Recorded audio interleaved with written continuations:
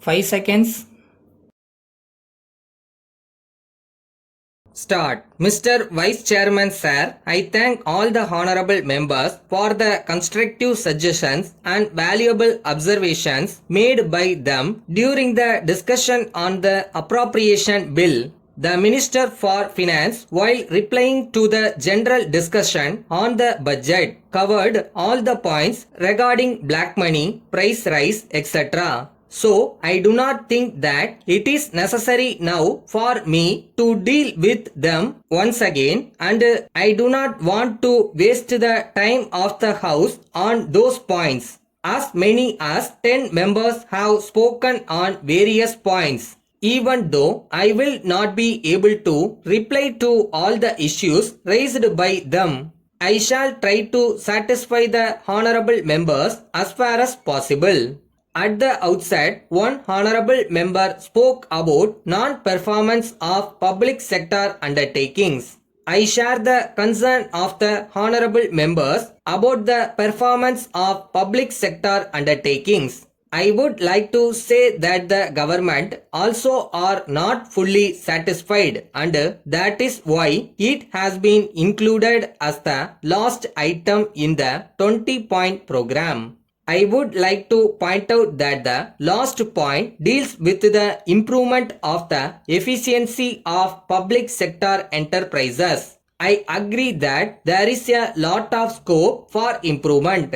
The Finance Minister, while replying to the general discussion on the budget, gave the details in this regard and expressed his dissatisfaction. As a matter of fact, he said that there should be improvement by toning up the administration. That should be done in the case of both the public sector undertakings and the banking sector. Then, honorable members expressed their concern about the deficiency in administration. I am aware that honorable members raise various issues here in all seriousness. Members on that side and on this side expressed concern, but some of them are not present here now. One honorable member spoke about the weaknesses in the banking sector, and in this connection he dealt with corruption. If I am right, last year in his speech he referred to corruption in the Integrated Rural Development Program. He pointed out that in the matter of purchase of pump sets, the price quoted by the bank people was higher than the price quoted in the market. He also stated that the benefit was not reaching the weaker sections of the people,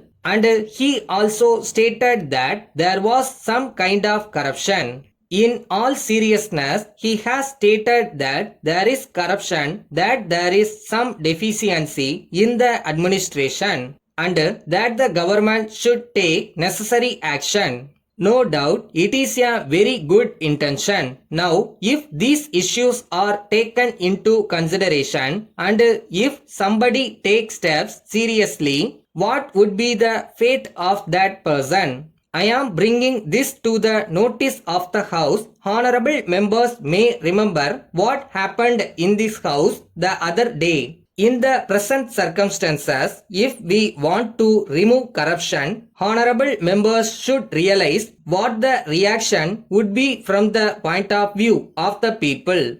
It is stated that there is an element of corruption, but what can the minister do? When it is said that the benefit is not reaching the weaker sections, the people concerned are not identified correctly. Then it is said again and again that the living condition of the poor sections of people living in the rural areas should be improved.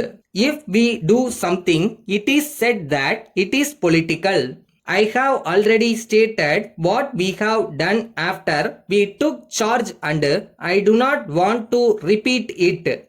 Letter from Secretary to Government, Personal and Administrative Reforms Department, Chennai. To all heads of departments. Sir, the practice of deputing state government servants on foreign service has been in vogue for a long time.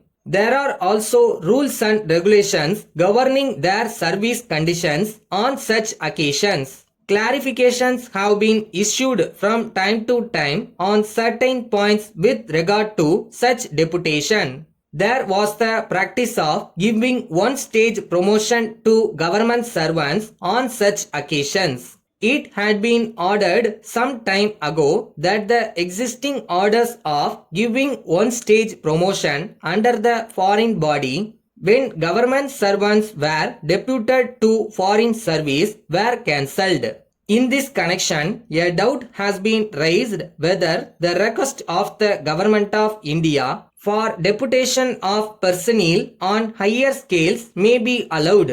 It is clarified that the above orders are applicable only to deputation of state government servants to state undertakings on foreign service terms. It may be pointed out that deputation of state government servants to the Government of India on higher scales is ordered only after obtaining the willingness of the government servants concerned, and the seniors who are not willing for such deputation will have no grievance. So, it is clarified that government servants may be deputed to Government of India, giving one-stage promotion.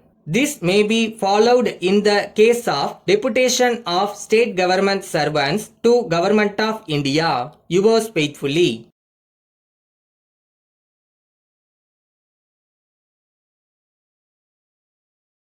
இந்த வாழ்க்கையை ஒரு முறை தானே வாழ போகிறோம்.